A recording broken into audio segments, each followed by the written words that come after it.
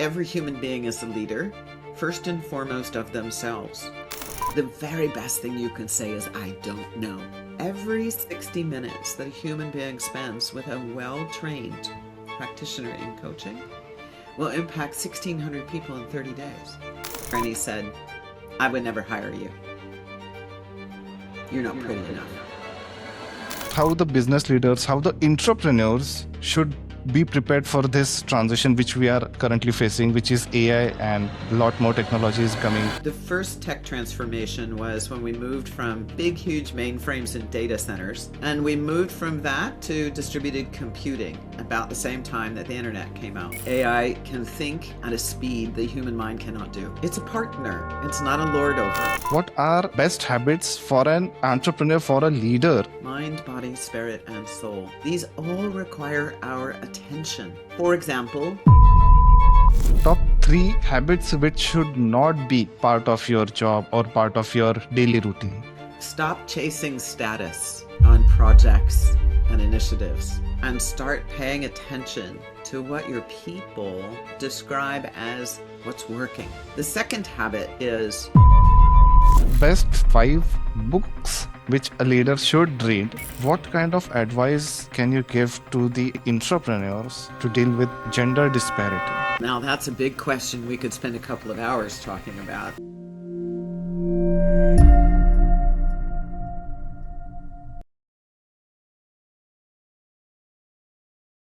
Janet ma'am, hi, this is Parag from Unicorn Talks. Welcome to this podcast, and thank you so much for giving your valuable time. It's a pleasure, Parag, and great to meet you.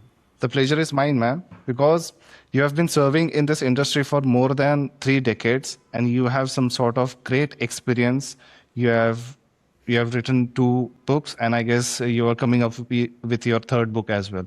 So there's right. a lot more to have a conversation on this. So before we start with a deep down conversation, I would request you to brief about yourself and why did you choose to be in this industry, like coaching industry. As you were in the finance industry, you were doing great, I guess, over there. So what did you pull here? I often say this, that I'm an accidental coach. I didn't know that it was a thing that people did as a livelihood back in the late 80s and early 90s. As I looked at my 14-year career at Schwab, and the last couple of years, I realized that there was a common theme across the years. I was very comfortable with change. I sought out assignments that were about evolution and transformation. I loved bringing people together in a collaborative space to see what we could produce. We're always better together. No one person has all the answers. There's always other smart people in the room. And I became quite good at getting people to say things they didn't know were inside of them. We call that in coaching realizing and maximizing potential.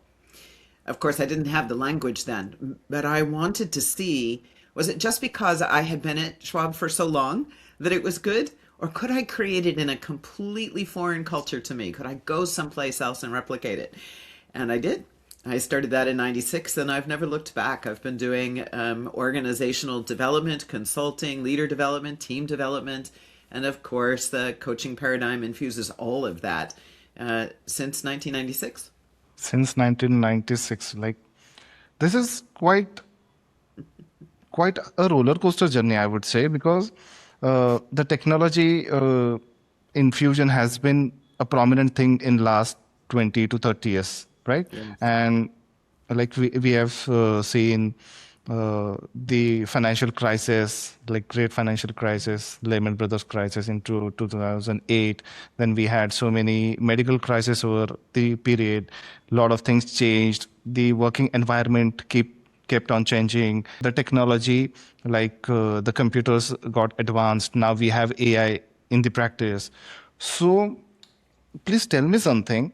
How the entrepreneurs, how the business leaders, how the entrepreneurs should be prepared for this transition which we are currently facing, which is AI, the generative AI, and a lot more technology is coming up. So how should we prepare for it? Well, now that's a big question we could spend a couple of hours talking about. So let me see if I can break it down Mm-hmm. into maybe two or three key points for you. Okay. Uh, Given my longevity, I will tell you that the first tech transformation was when we moved from big, huge mainframes and data centers. Yes, where people had these little screens on their desk called 3270 emulation. And we moved from that to distributed computing about the same time that the internet came out. Before there was AOL, companies were building internal systems. Ours was called TOS. That was our internal email system. That was a huge transformation for everybody in the system. Now they had this other thing on their desk and a keyboard, and they had to learn software packages, and they had to start to write their own letters instead of handing it off to a secretary. Sound a little bit like what we're going through today? Well, because it is. AI has been around since the 50s, and it's been infusing itself for a long time. What's different about this tech transformation is that we have figured out how to make it accessible far more quickly. And of course, AI can think and reason at a speed the human mind cannot do. So, the first thing we have to understand is it is us. Everything that we've recorded ever in history is available to us through large language data models. And the sophistication of the tech tools to access it means that we have to choose how we're going to relate to it. It's a partner, it's not a lord over. And the thinking that it will replace jobs is only part of the story. What it will do is create a whole new set of jobs. For some people, they'll be able to accelerate their technical skills because they'll have access to the how to do something that's a best practice. For those that are more in the creative side, I have heard a number of things recently about the humanities are going to go away. Not so fast. What AI provides us is the data we need to Mm-hmm. be sense makers, meaning makers, to use our relational skills and our ability to use critical thinking and discernment to create Mm-hmm. something that doesn't yet exist. And to do it at a pace not possible at the way the human mind is limited. Our ability to read emotion, to build trustworthy relationships, to create psychological safety, these are all big fancy terms, but Mm-hmm. they are the way in which we identify. It's time to bring some harmony between the transactional and the relational. And I think it's a fantastic frontier, and it also comes with some responsibility. So that's the other side of this, which is to not believe everything you hear. That's always Mm-hmm. been true for humans, right? It's Right. even more true when we think about what machines are able to produce for us. We still have the responsibility to choose how we relate to the conditions of our lives, personally and professionally. That Mm-hmm. also means then, as a leader, you have a responsibility to choose how you activate your team, how you deploy that resource, how you interact with customers in a way that is sustaining the ethics and the morality that are important to your organization. Brand will be at even higher risk if we let the machine take over too much of the interface. I don't know about you, but I hear in casual conversation with friends and colleagues, oh, it drives me crazy every time I have to use a customer service line because I can't talk to a person. So we have this very interesting full circle coming right back to two core things for humans. So this is the third piece. We all crave connection. And we put the machine too much into our daily interactions, we will lose that connection. It cannot empathize. We can mimic empathy, but it won't be spontaneous and organic in the way that it is when there's a mirror neuron experience between us. And ultimately, we also want to grow. So we're not just looking for an answer. We're looking for the belief that people give to each other that there's another opportunity, another possibility. This is very, very key point that we all crave for connections. Like we are social animals. We have always heard that we are social animals. We love to socialize. That's why we have so many social media platforms, super active across the globe. So smart of you, Parikh. So many people forget this. Like, why did we call it social media? And to think, just look at the phenomenon Hmm. of all of the social media platforms, and to think that machines will replace that is just a little ironic, don't you think? Yeah, a bit, a Not how bit. it's going to work. It is kind of a distracting point to say that technology will create, like, reduce the jobs, but that's not the point actually. When computer or internet was introduced, any new technology was introduced, it was asking you to accept the change, because change is evident. Always, everywhere. Look at nature. Exactly. Even nature keeps changing on every 1 decade, or let's say 2 decades. Every Right.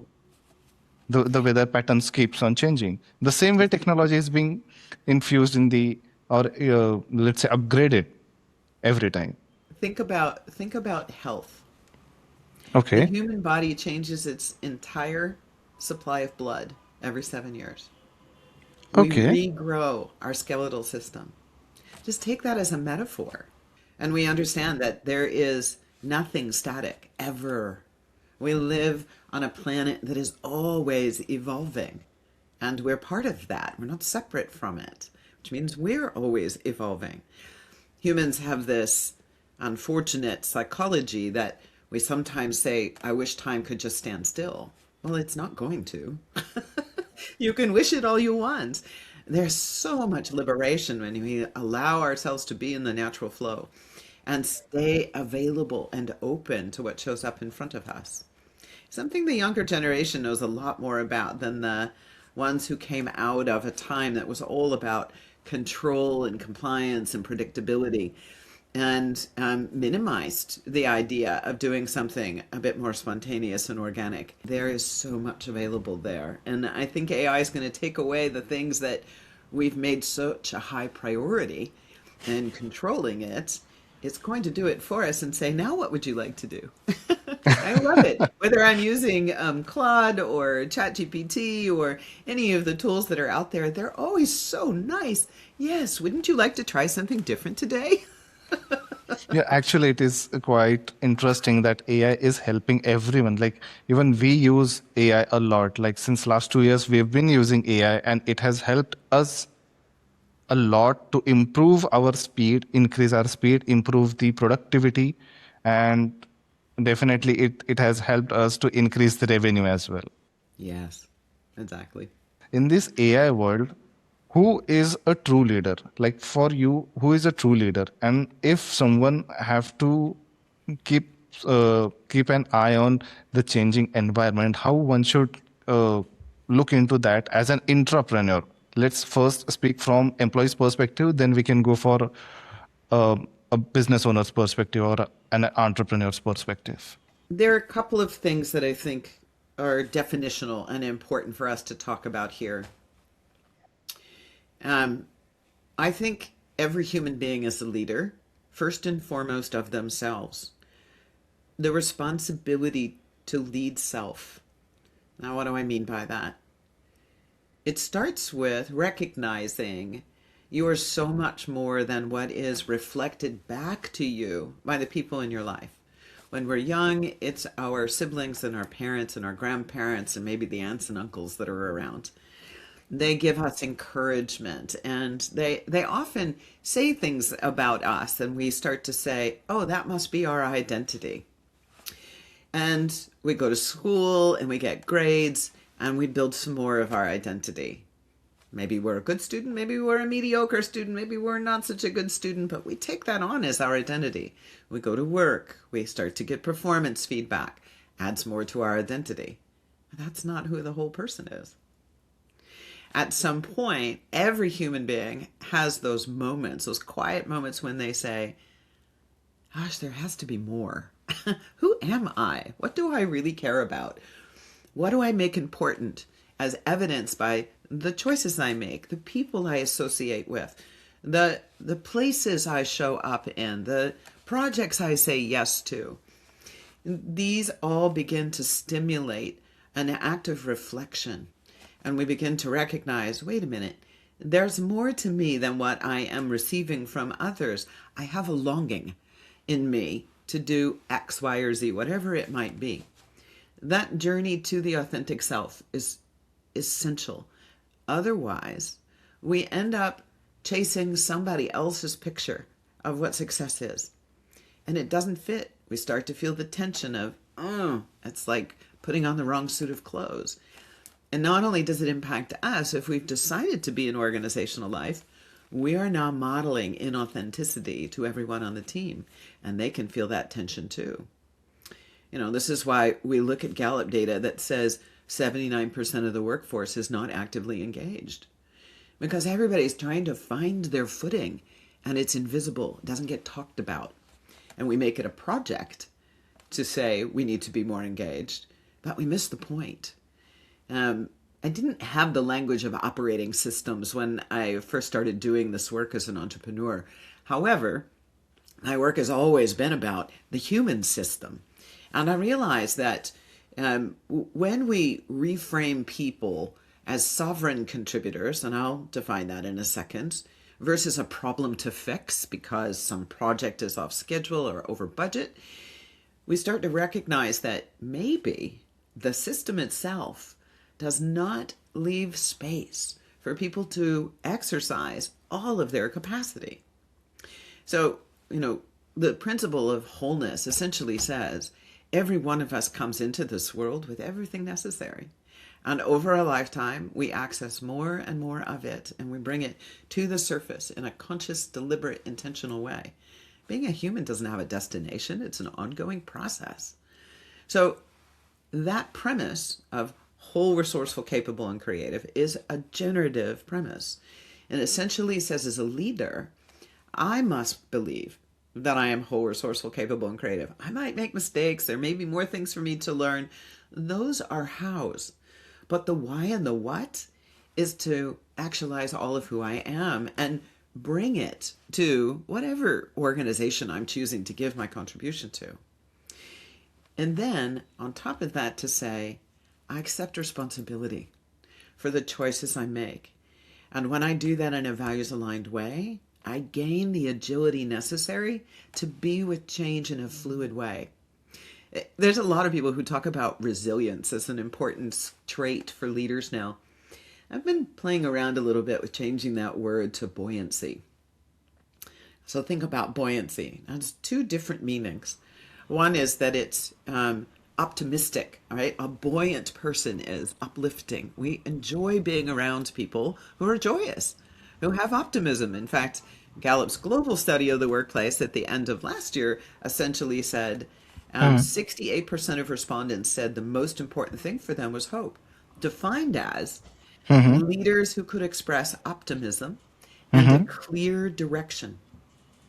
Okay. So many organizations in 25 found themselves tap dancing, going, I don't know, all of this economic upheaval, which way should we go? Will our strategies work? Do we need to do some scenario planning and adjust our plans?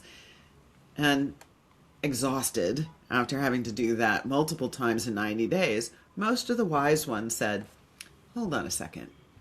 We know what our differentiation is. We know what our unique value proposition is. We're going to stay the course with what we know our customers want, what our viable product is. And we'll adapt as we need to because there's too much uncertainty. If we keep chasing certainty, we're going to miss what is already certain inside of our organizations. So what that says about leadership is we must be responsible to choose moment to moment to moment how we show up, how we interact, how we make decisions, and to have it be rooted not only in our personal values, but in the alignment to the organizational values and to the promise that we make to our customers.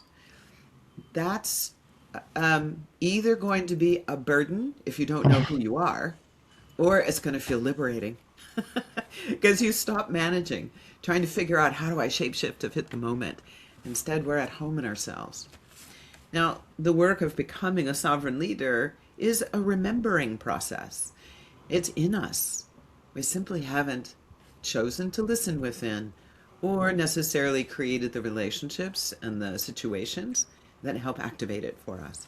Well, this point, it's very hard and very clear. Like it clears my mind that first understand who you are. Only then you will be able to understand the who your team is, or who the team member you are working with, who they actually are, and what are their capabilities. Because if you know yourself, then you are capable enough to understand others as well. That's exactly right. You know, there's this psychological principle of projection that if you hold out, oh, I guess I should do it this way. If Okay. you hold out the finger, there's always three fingers pointing back at us. Oh yeah, yeah, yeah, yeah. So what we project onto another person is in us, but we don't own it. And this happens all the time. You have employees who say, I want to be just like you, boss. But the wise leader says, no, you don't. You want to be all of who you are. That's And true. my job with you is to create the conditions for you to trust that in yourself and bring it. You know, this is the leader who walks into a team meeting and opens it with a question and stays quiet until everybody's had an opportunity to bring their voice into the room, to share a perspective, and then they acknowledge what they heard. Acknowledgement doesn't mean agree, but it says, I see you, I hear you, and I understand what you have said. And then they ask another question that frames whatever the subject is for that day, because they already know what they think. What they don't know is what the very best consultants and coaches in their organization think, their team member. That's the wise sovereign leader that understands that the relational condition is so much more important to performance than the technical skill is. Gotta have it. I'm not dissing it. We need both, and we need them in harmony with each other. Actually, I had a podcast recently with one of our special guests, and she said the same thing. Like having good team members, and if they are able to uh, help you out with your personal and professional problems, then it is very easy to work and be creative enough to keep your work doing, like being productive enough. Right. And one more thing, like the leadership lessons which I have been learning are majorly from army professionals or from sports, Mm-hmm. because I belong to army family and I've been very much active since my childhood in sports. So I've been playing, I've led some teams, we won, sometimes we lose, but that taught us how we do not give up, and how we connect everyone, and how we play together, how we work together. So Yes. that's some sort of lessons which I have learned from sports, which allowed me to practice that same thought process into the organizations, with the teams I'm working with I'm aligned to work with. So Yes. that has helped me a lot. But please tell me, what are some, let's say, let's top five best habits for an entrepreneur, for a leader?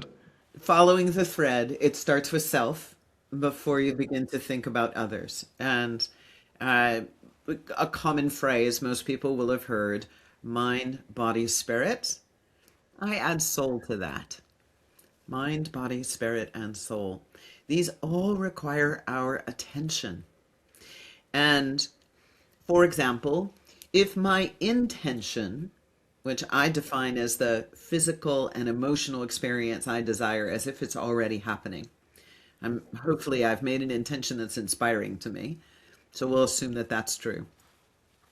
Then, as I declare what that is, the experience I want to have, it helps me to focus my attention to see the people and places and things out in front of me that match up with the experience I'm wanting to have.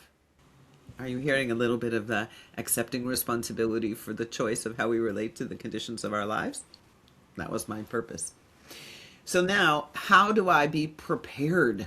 Right? This is often the missing step for leaders, is that they're in go, go, go mode. Speed Yeah. kills. Ultimately, speed kills. Why? because the body is not meant to be in its sympathetic system in adrenaline overdrive 24/7. The body will break down. Hmm. And, any research that you read about CEOs, founders, this is what everyone is recognizing. Uh, you know, so many of the longtime leaders of public companies, when asked this question, will say, I make sure that the most important commodity, which is time, Warren Mm-hmm. Buffett made that declaration many decades ago, that I cherish that on my calendar. I don't start my day publicly with other people until X o'clock, whatever that is. And I always leave time at the end of the day for my own reflection time to gather myself and to complete the day and leave and be with my family. Well, that's just a simple way of describing mind, body, spirit, and soul alignment. So now, what are the practices? The body requires movement. So some people are runners. Some people do aerobic workouts. Some people do kickboxing. Like there's all kinds of ways in which we can work with the body. My preference is Pilates. I also do a bit of Tai Chi and I do a bit of yoga. Why? That buoyancy factor. As I age, what's important to me is that I have balance and strength and fluidity. I'm attending to my body's vitality, and that's a core value for me. I also meditate. Some days it's an hour, some days it's 5 minutes, but it happens every day. And that's a time to quiet myself, to quiet my mind, to quiet every demand on myself other than to sit in the stillness of my being. And remember, I am part of everything. Mm-hmm. And ultimately, after that, I spend some time with a cup of coffee and I scan the news. And what am I looking for? I'm looking for inspiration. I'm looking for something to activate my attention because it's relevant to me, my company, and my customers. I always have a pad next to me. It's like, ooh, that's an interesting idea. And I let my creative self kind of wander a little bit wherever it wants to go. And the last thing I do before I go public facing is I review our company intentions, our mission, vision, and values, and what are the hot projects that are happening for this week, and what's the things I will prioritize today to give my energy to. More often than not, that's team first, and then some things that are my own creative juices that get infused into work that we're doing. And of course, at the end of the day, I absolutely have an hour of reflection practice. And one of my favorite things to do is to cook.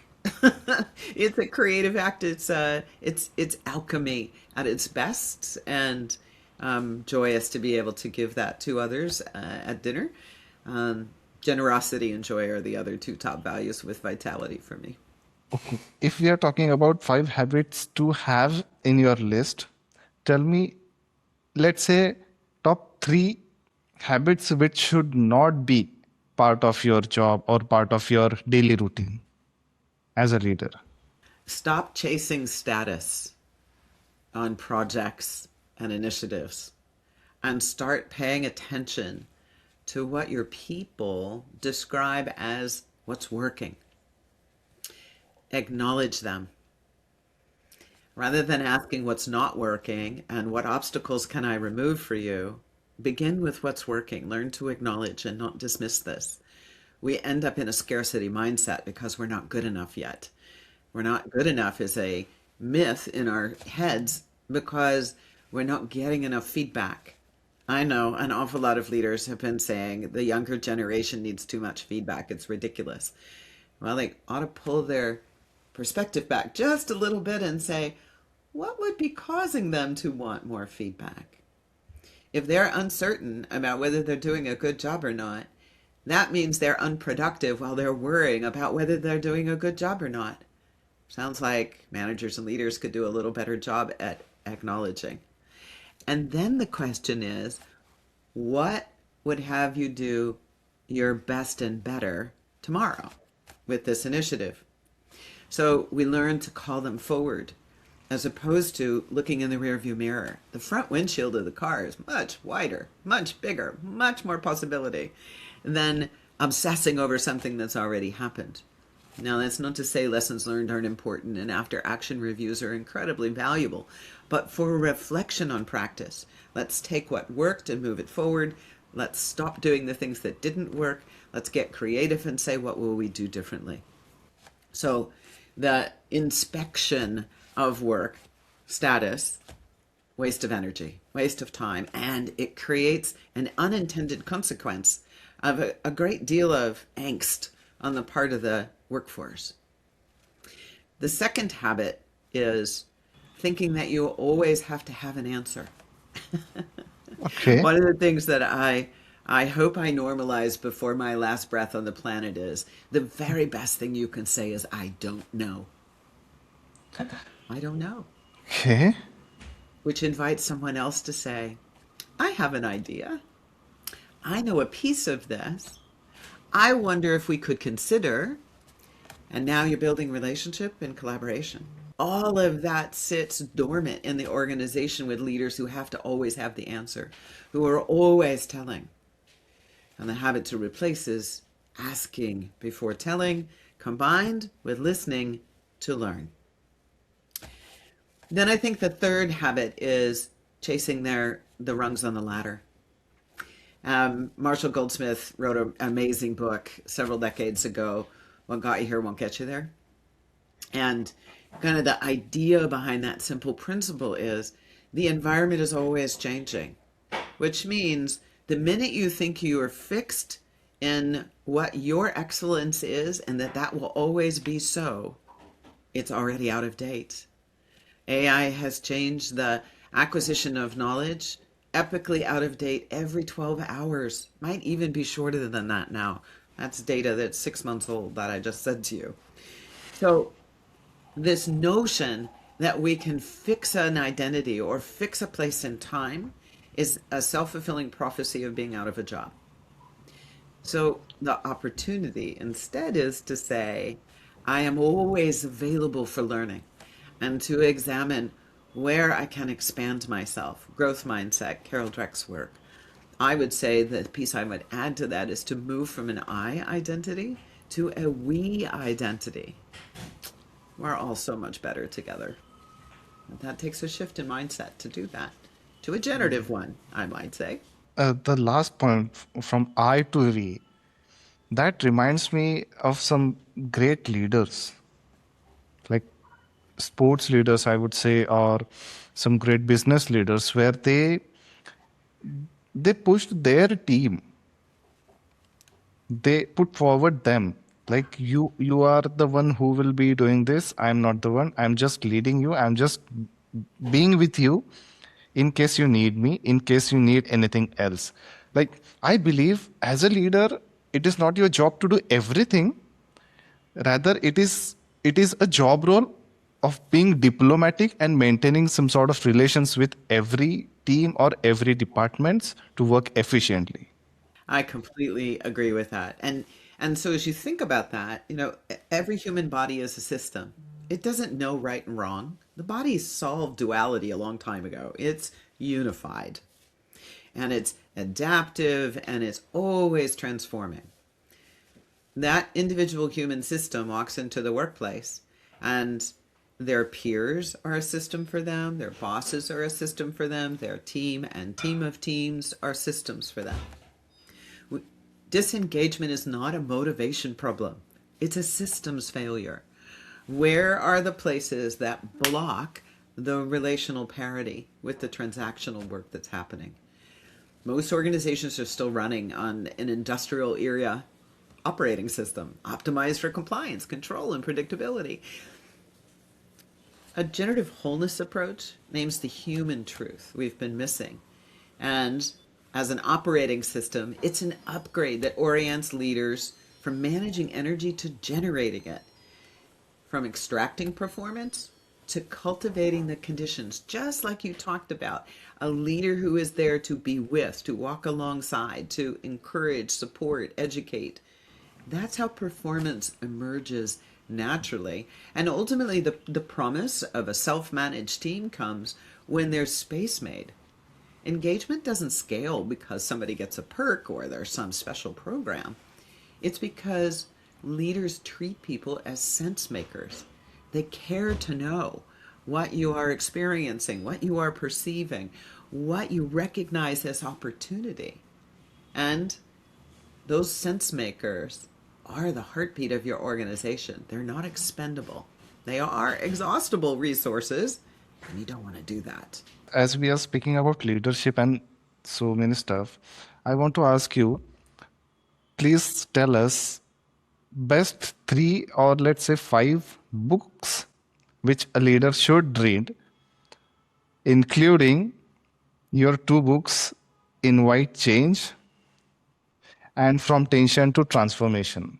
Yes, of course. Those would both be excellent books. And the one that's coming, called Regenerative People, but more about that later. There are so many good books, Barik. I'm not sure I can pick just three. In fact, the recommended reading list that all customers get from us has 50 books on it, from 8 different categories. There's one that I always give young leaders called by the Arbinger Institute. They've written several books since this, but this was their seminal book, and it's called Leadership of Self-Deception. It's written as a fable, and it's really an important step in every leader's journey to realize when they are over-indexing to an external expectation, and it's causing them to fall out of relationship with their colleagues and their team. And they don't even know it, right? It's invisible. That's why they say self-deception. There's a wonderful Stanford professor. Again, this book's been around for a long time, but it's also on my must-read list for new executive coaching assignments. And it's called The Highest Goal, written by Michael Ray. Michael was a longtime professor at Stanford in creativity, but this book was really about accessing the creative self. Okay. And I think that we undervalue what's not yet known. We learn to value it and to get comfortable in the discomfort of what's not yet known by learning to dream again. It's a really important part of being a fully functioning human, particularly in the workplace. Mhm. And then there's another longtime favorite of mine, which is called On Mastery by George Leonard. And we spoke about this a little bit earlier, that being a human has no destination. Mastery is not a state to attain. It's a way of being. It's a commitment to always be available to see, and what else is here for me? And how will I bring the best of who I am to have it be even better? Because I had an opportunity to be part of it. One of the things that we know is as humans, we're cathedral builders. We will never know how many people we impact. That you host these podcasts, Parikh, you will never know all the people who will have listened to that podcast and what they're doing out in the world. What we know from our research is every 60 minutes that a human being spends with a well-trained practitioner in coaching will impact 1,600 people in 30 days. Never underestimate the value of disciplined, rigorous, well-honed, authentic exchange. It has a big ripple effect.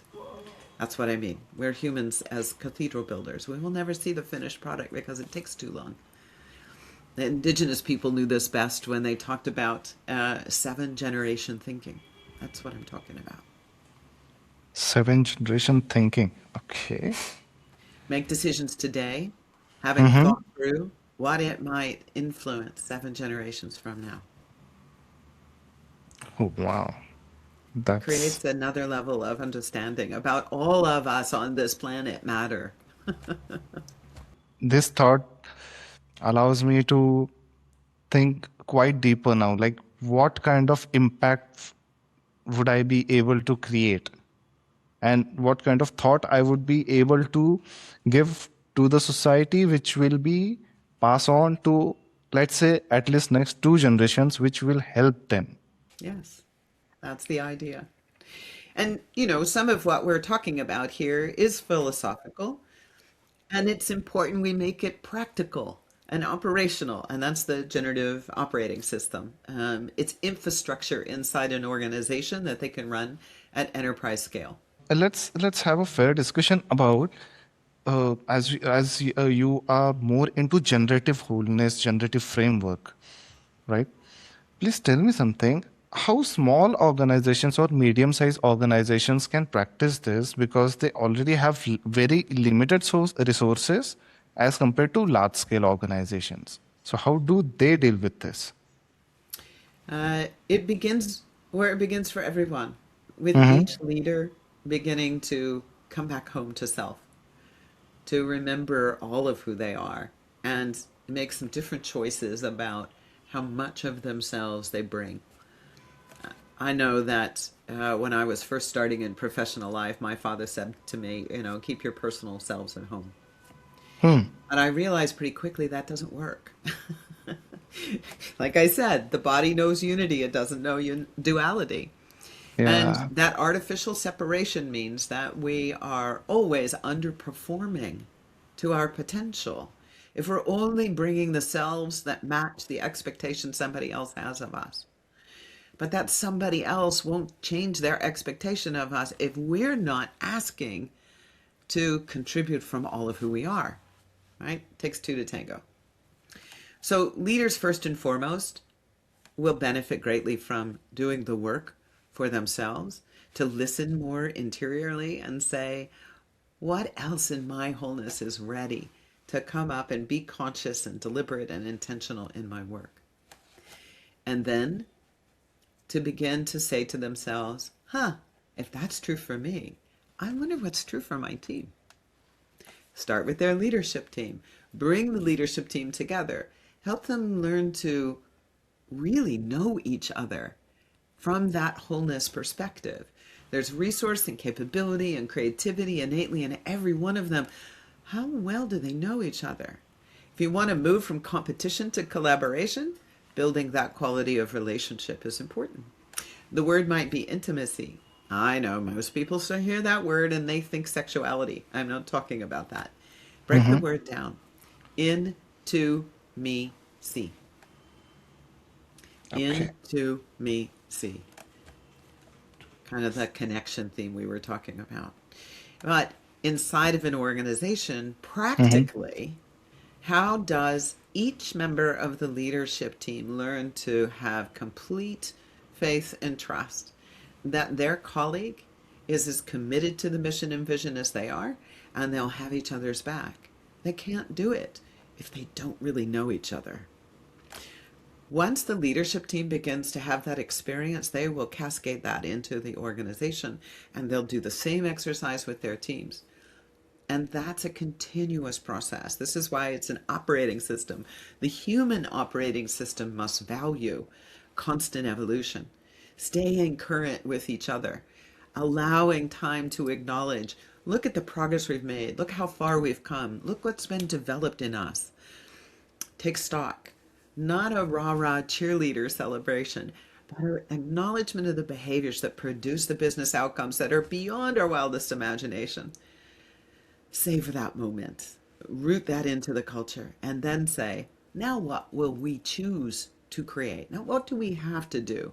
What will we choose to create? What will we cause to happen? These are practices that come first from the wholeness mindset, and secondly, from a generative operational approach that always thinks about the system and invites organizations to think and learn and relate systemically. Okay. As we are discussing about the wholeness, like generative wholeness and togetherness, like how a leader should think and how team should behave and how a leader should manage them. There's a big discussion going on for decades, I guess. Gender disparity. Mm. We are talking about capabilities, we are talking about the equal opportunities, and there are still a lot of gaps, a lot of work to be done on this side. What kind of advice can you give to the entrepreneurs, to the intrapreneurs, to deal with this problem? We could put a lot of things in the blank on uh, gender diversity and adversity because of it, right? We could put lots of things in that blank that are recognized as someone having an experience of being disadvantaged, dismissed, excluded, oppressed, even. What's important for leaders to do is to pull back for a little perspective. You heard me say this a little bit earlier. What's generating the motivation to oppress, exclude, diminish, disadvantage in some way? Unless we can look at the human motive behind it, and then the system that is producing the human motive, we will simply keep putting band-aids on boils. You can't do it. You have to dig the boil out and examine what is that human motive and what is holding that human motive in place as acceptable. You know, obviously I look different. And having a birthmark on my face means that I stood out everywhere. I was different. Full stop. For some people, it made them uncomfortable. For other people, my colleagues around the world will say to me, I'm so surprised anytime anybody double takes when they look at you because I don't even see your birthmark anymore. Like, I know. And the reason you don't see it anymore is because we're in relationship. We have developed the rapport at the Mm-hmm. wholeness of each other. Those people do not know me. They only know their own assumptions about what is acceptable, what is normal. Oh my goodness. Is there anybody really normal? Think about that scene in Star Wars in the bar, right? I always think about that when people say to me, why can't we tolerate difference? It's not that we can't tolerate difference. We can't tolerate our discomfort when we're different from what we see in front of us. You know, this is when doubt arises, and I use this phrase a lot with executives. I say, if you are unhappy with the anger and frustration and disappointment and crankiness that might be happening in your team, have a compassionate moment and remember that we fear what we hold most dear. We fear what we hold most dear. That's a coherence, an internal coherence process. If my identity feels threatened, I'm going to behave from my sympathetic system and it's reactive, right? Short fused people or the ones who disappear and go invisible. And the consequence of that gets labeled as I was excluded or that person was unfair. It might be a legitimate label, but the wise leader knows you cannot fix the symptom. You must pull back for perspective and to consider what was the human motivation for the action that resulted in that reaction. It's usually somebody else in the room who was afraid of being called out or diminished in some way, so they diminish the other. Um, there's a story in the From Tension to Transformation that I tell of working for a company in financial services that no longer exists, so I won't say the name. Um, but I was cold calling for four brokers. I mean, I had the best appointment setting record of anybody in the office. And they said that there was a new position being opened up and that I ought to go see the manager and see if they would bring me on as an intern. I was still in college. Mm-hmm. And I walked into his office and he kind of cocked his head and looked at me and he stood up from behind his desk and he looked over and he was clearly looking at my physical body. And he dropped his head and he sat back down in his chair and he said, I would never hire you. You're not pretty enough. Had nothing to do with my results. Had nothing to do with all of the things that the brokers had said to him. Of course, gender bias, no question about it. Misogyny, some other more disgusting words that I might use, but I won't. And it was an important lesson for me in resilience.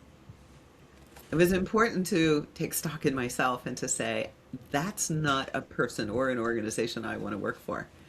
If that's how they communicate about what's expected and what business outcomes are created by what.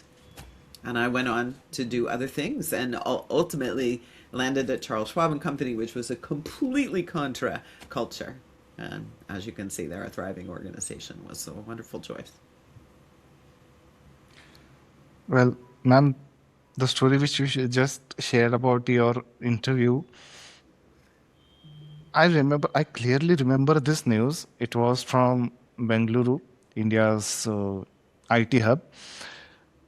One candidate was rejected during the interview process for being too much beautiful. Can you believe that? Yes, I can. Because it creates fear for people who do not see themselves as beautiful. This is what I want you to get this relationship. Anytime we are at the affect of that disengagement, it has nothing to do with who we are. Nothing. Because we cannot be seen. That person who is behaving that way is afraid of what they hold most dear, which is their own well-being, their own identity. And when that gets restored, when they can realize that they have the power of choice and they are whole, they stop projecting that on other people. This creates a lot of questions in my head about what actually true leadership should look like. Because on some days, like I have female friends, they are at leadership position, and some people make joke, like make fun of them, even though they are not at their level, and they are like, man, how she's leading the team, she's so soft, how can she lead the team and all. But somewhere down the line, it's not about how they look or about their appearance, it is about their skill set. They want to make it about the skill set because that's an easy thing for them to be evaluative about. It's not what's going on. So that was the question which I wanted to ask you from, and I wanted to understand from your standpoint, like what does it actually take for the people, for the team to accept the fact that they have just a teammate. It is not about any gender or not about any specific individual. It is about a skillful individual who has learned, who has mastered the skill, and they are working with you. It's just that. Yes. And the one who feels excluded, who learns to ask the question, Mm-hmm. in what way is my contribution here not meeting your expectation? What is it that you want me to learn about who you are so that we can work together more effectively? To rise above it and to model, I see you, person. I see that you're frustrated. Let's explore what that's being created by. Certainly something I must not know about you. So help me learn. All right. So that's it from our end. Thank you so much, ma'am, for your valuable time. You may have a great day. Thank you. You as well.